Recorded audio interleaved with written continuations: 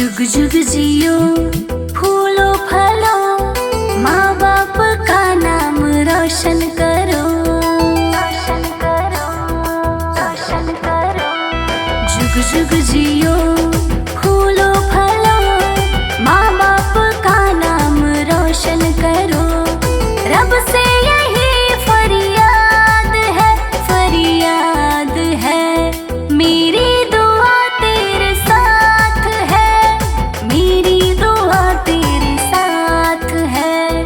Happy birthday Aryan, happy birthday Aryan, happy birthday Aryan, happy birthday Aryan.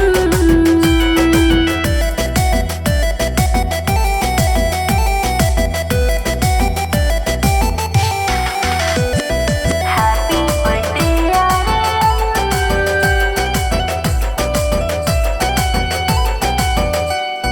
ढेर सारा प्यार और शुभकामना, साफ मन के समझे खुदा भावना।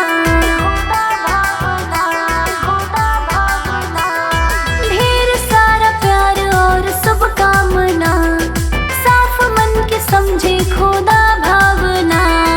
खुशियाँ मिले फूल सा खिले, खुशियाँ मिले फूल सा खिले।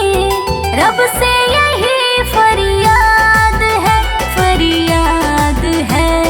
मेरी दुआ तेरे साथ है, मेरी दुआ तेरे साथ है। Happy birthday Aryan, happy birthday Aryan, happy birthday Aryan, happy birthday Aryan.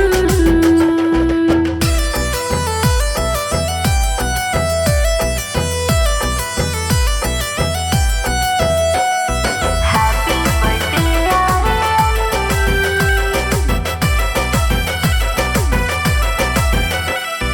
अपने सभी फर्ज को निभाते हुए, कामयाबी की हर ऊंचाई छुए। अपने सभी फर्ज को निभाते हुए, कामयाबी की हर ऊंचाई छुए। कभी दर्द ना मिले फूले फले, कभी दर्द ना मिले फूले फले। रब से यही फरियाद है, फरियाद है। मेरी दुआ तेरे साथ है, मेरी दुआ तेरे साथ है।